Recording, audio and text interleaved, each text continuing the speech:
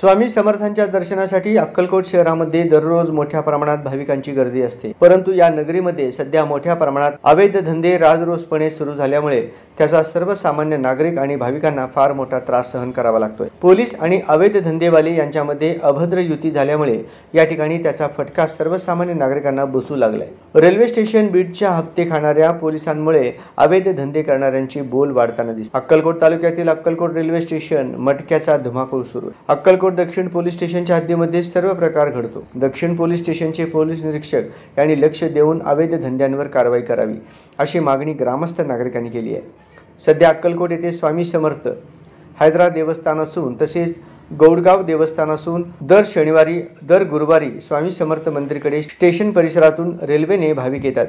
परंतु स्टेशन परिसरात अवैध धंदे वाढल्याने प्रवासी नागरिकांना याचा त्रास होत असल्याने सध्या या ठिकाणी अवैध धंदे बंद करावे अन्यथा जिल्हाधिकारी कार्यालयासमोर आंदोलन बसवण्यात येईल असा इशारा स्टेशन येथील नागरिकांनी केली आहे। पोलिसांचे या धंद्यांकडे दुर्लक्ष होत असल्यामुळे हे धंदे सध्या वाढलेले आहेत।